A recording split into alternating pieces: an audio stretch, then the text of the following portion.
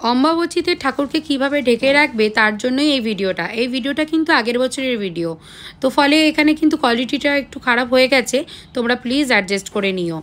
এই যে দেখতে পাচ্ছ, যাদের বাড়িতে প্রতিষ্ঠিত ঠাকুর রয়েছে, যাদের বাড়িতে ঠাকুর খুব জাগ্রত প্রতিষ্ঠিত করা রয়েছে, তারা কিন্তু দেবী মূর্তিকে এইভাবে ঢেকে রাখবে, মানে লাল কাপড় দিয়ে কোমরের যে অংশটা সেই জায়গাটাতেই শুধু ঢেকে রাখবে।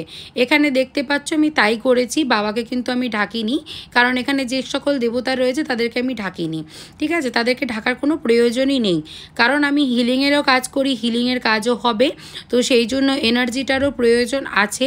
সেই জন্য হচ্ছে নিয়ম অনুসারে সম্মানের সঙ্গে আমি দেবী মূর্তিগুলোকে কোমরের নিচে অংশ পর্যন্ত ঢেকে রেখেছি, আর বাকিদের কিন্তু ঢাকিনি, কারণ এখানে যজ্ঞ হবে, হিলিং হবে, মায়ের এনার্জির প্রয়োজন আছে।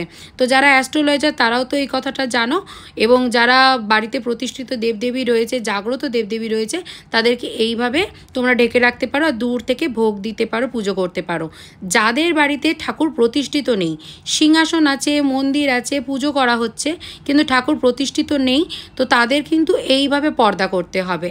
আর দূরে দেখো আমি প্রদীপ জ্বালিয়েছি, ফল দিয়েছিলাম, তো তোমরা দূর থেকে ধুনো, ধূপ, প্রদীপ, ফল, ভোগ তোমরা সব কিছুই মাকে, বাবাকে, ঠাকুরকে ভক্তি করে প্রসাদ দিতে পারো, স্মরণ করতে পারো, মন্ত্র উচ্চারণ করতে পারো, সবই করতে পারো, কিন্তু ঠাকুরকে এইভাবে ঢেকে দেবে।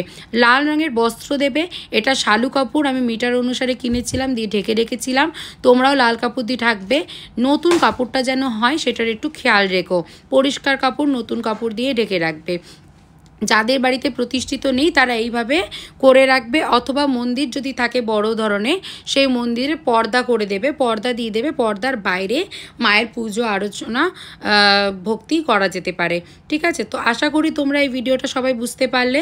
অমাবস্যা কবে লাগবে সেটার উপরে ভিডিও দিয়েছি, অমাবস্যা চলাকালীন মাসিক চললে সেটা ভালো হয় কি না, হঠাৎই যদি পিরিয়ড শুরু হয়ে যায় কোনো মেয়ে, সেটা ভালো লক্ষণ কি না, সেটার উপরে ভিডিও দেওয়া রয়েছে। অমাবস্যার ওপর আরও অনেক রকমের টোটকা বশীকরণের ওপরেও ভিডিওগুলো দেওয়া রয়েছে, সেগুলো কিন্তু অবশ্যই দেখে নিও। অমাবস্যা শেষে কিন্তু ঠাকুরদেরকে স্নান করিয়ে তারপর পুজো করা শুরু করতে পারবে। তো এই ভিডিওটা কিন্তু সবার সাথে শেয়ার করো, সবাই যাতে জানতে পারে আর সঠিক নিয়মটা যাতে পালন করতে পারে। সাবস্ক্রাইব করে দিও আমার চ্যানেল।